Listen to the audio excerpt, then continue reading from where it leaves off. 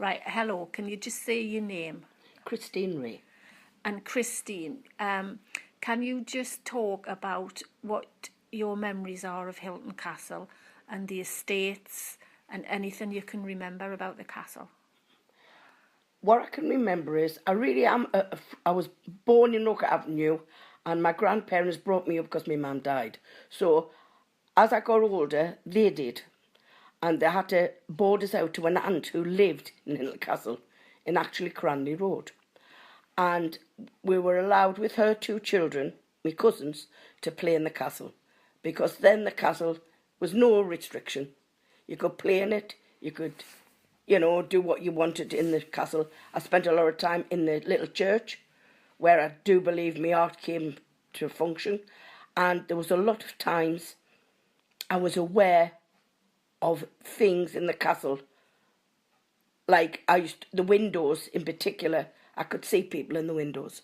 Right, so do you think that the castle is, we talk about Hylton Castle in the Cauld Lad of Hylton. Yes. And a few people believe the castle's haunted by Roger Skelton, the Cauld Lad. Yes. Do you believe that Roger's spirit is still Yes. around? Yes, simply because it was an injustice, whatever it was done to him. I know it was something that was, it was an injustice, really. Yeah, he was murdered by Bad Baron Bob. Well, I'm only a child, I'm 11, and I'm seeing these shapes, and I'm scared.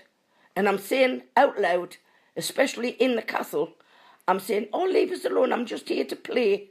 I don't want to be with you, And I said, and he would go for a while, and then all of a sudden appear at one of the windows. And I would say, what are you doing up there? And there was odd times I got brave. And one day I says, what happened to you? And he said, and he came, well, this vision, that's all, I don't actually see him. I feel him. And he came and he showed us. And I went, what are you showing us that bit for? He says, because that's where I am, that's my grave. I went, really? And I'm really unbelievably think I could, well, I know I could go back to the spot.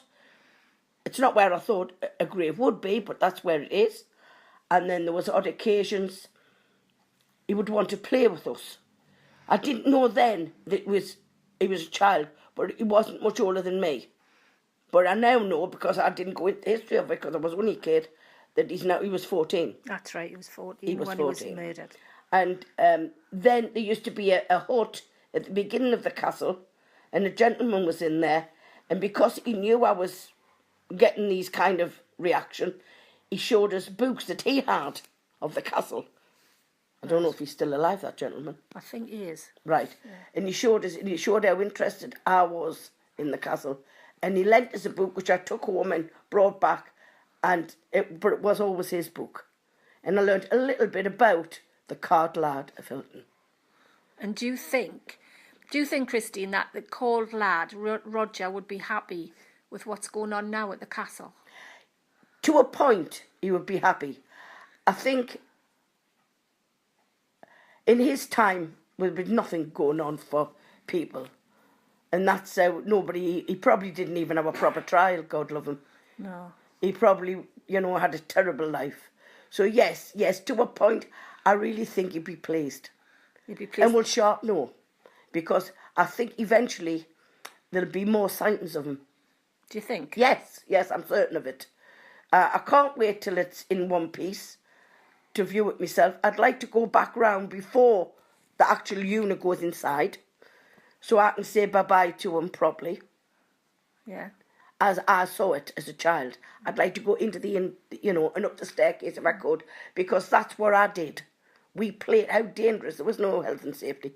But then again, I never came to any harm. I've picnicked in the castle, and I've slept one night.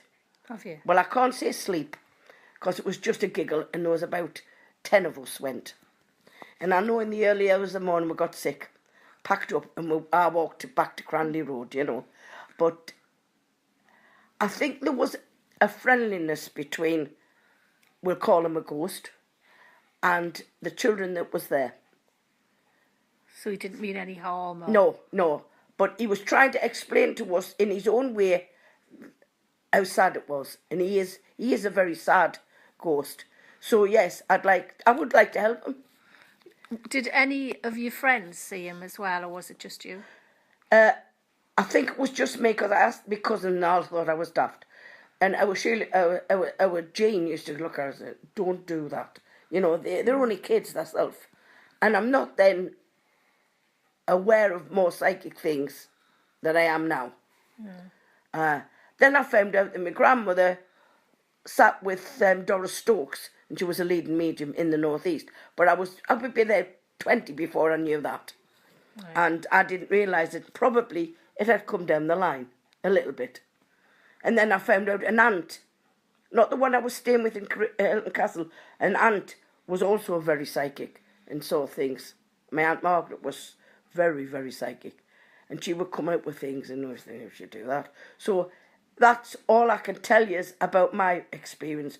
But I think other people will find that he's not going to leave his castle until, I don't think he'll ever leave it. Right, think he's there for good? Yes. Great. Well, thank you, Christine. Thanks for that.